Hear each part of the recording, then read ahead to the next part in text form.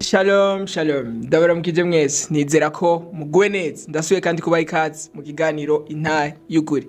Turacyabandanya tuyaga agaciro k'imigenderanire. Uno munsi naho tugira tuyage ico bita kubiba mu migenderanire.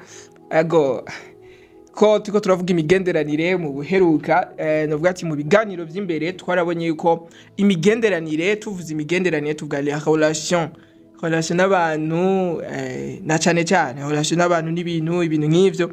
Rero uno munsi tugira tuyage ico bita kubiba mu migenderanire ko twarabonye ko kimwe mu bintu bigufasha kubaka imigenderanire myiza ari novuga ati kuba active mu migenderanire. Rero uno munsi tugira dufate ku kintu bita kubiba. Mbega kubiba ni igiki ijambo ry'Imana rivuga? Reka turabe muri Bibiliya icete Paulo yandikiye abigalatiya igice cya 6 ku murongo w'indwi, aho ijambo ry'Imana rivuga ngo ntimuzimire ngo Imana yo nticokogwa, ngo ico umuntu abiba ngo nico yimbura. Hano ijambo ry'Imana riratubwira yuko burya ikintu cyose umuntu yihaye kubiba arico yimbura. Waruzi yuko ikintu cyose ubiba mu buzima bw'umuntu arico wimbura. Igitangaje rero tuko turavuga ku kintu c'imbuto mu buzima nuko imbuto sinibaze ko urabona novuga ati uteye novuga ati ikibuto kimwe c'umwembe gishobora kuzana imyembe myinshi kandi mu gihe c'imyaka myinshi. Rero imbuto ni novuga ati iramultiplier. Uwabivye bike ntiyimbura bike, nta muntu yimbura ico yabivye, ariko novuga ati wimbura natire. Tuvuze uyo wabivye ivoka yimbura ivoka nivyo, ariko yimbura uwabivye ivoka ntiyimbura ivoka, yimbura amavoka.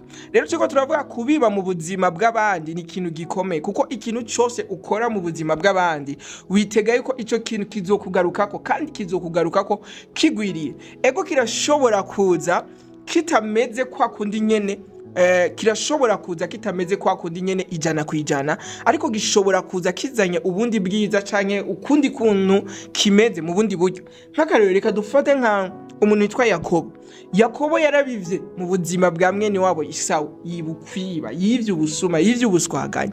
Urekura biraba umenga yaragiye biratungana, arigira umenga birasanzwe, ariko amaze kugera navuga ati muri kazoza kiwe ubuzima ntibwamuhiriye, kuko yaciye aja kwa Labani umenga ni mwene wabo Isawu yategereza kumwishura, ariko Labani navuga ati yaramwishe, kuko Labani nawe nyene yarivye Yakobo yakoze imyaka 7 ariko arakorera umugore uwo yari yibaza ko yoronse siwe yahawe. Bisigura ngo nawe niba yarageza ahantu ivyo yakoreye mwene wabo nawe nyene biramubako. Rero kuri nosi Bibiliya ivuga ngo Imana nicogogwa, ico umuntu abiba nico nawe yimbura.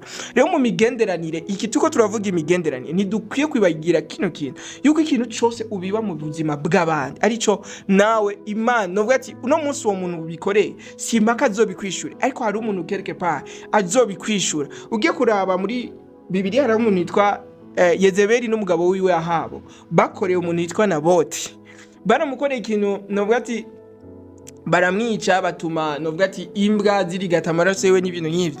Ariko ugiye kuraba umuvugishwa yajara babya ati uko nyene Naboti mwamukore niko namwe bizobaberako, niko ivyo nyene mwamukore nivyo bizoza.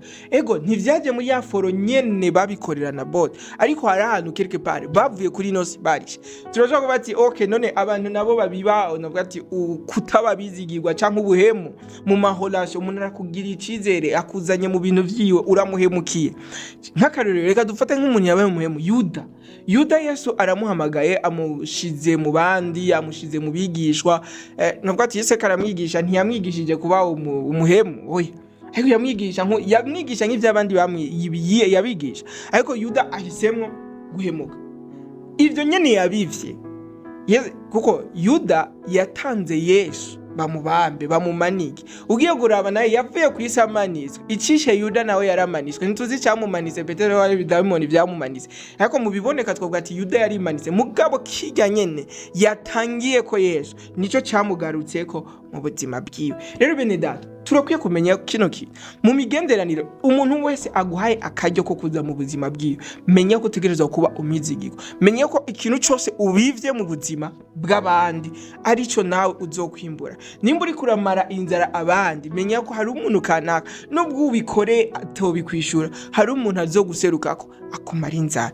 No munsi umengana ntaco bigutwaye gutabagura imitima y'abantu, umuntu akaguhereza ivyizige, akaguha confiance, akakwemerera kuza mu buzima bwiwe, ukamusiga novuga ati wamusanze ari umuntu yamaryohewe, wamusanze ari umuntu amerewe neza, ariko gusa kubera ko yagize iryo kosa ryo kukuzana mu buzima bwiwe, uno munsi ntashobora kubaho anezerewe, yamafise akabonge mu buzima bwiwe kubera ico wamukoreye.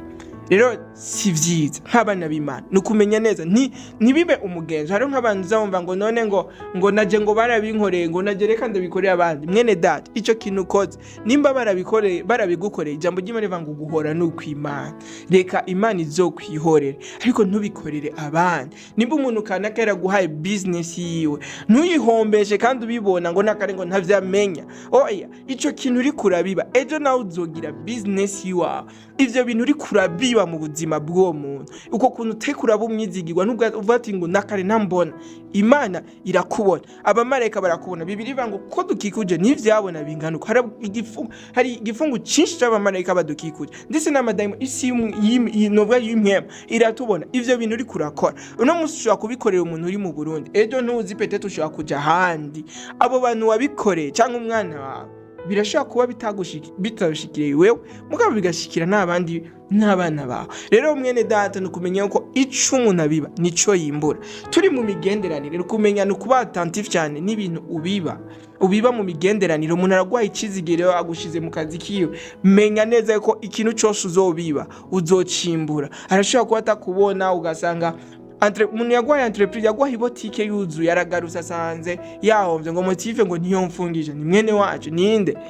Mwene data, ibi ntivyari bikwiye mu bana b'Imana. Nukumenya neza ko novuga ati mu migenderanire utegerezwa kuba umu active contributor, umuntu ari active akontribua mu migenderanire n'abandi. Hama ndabashimiye cyane ko mwashobe kumviriza kino kiganiro kikaba cyagufashije. Ndagusabe ugisangiza abandi nawe ubutaha.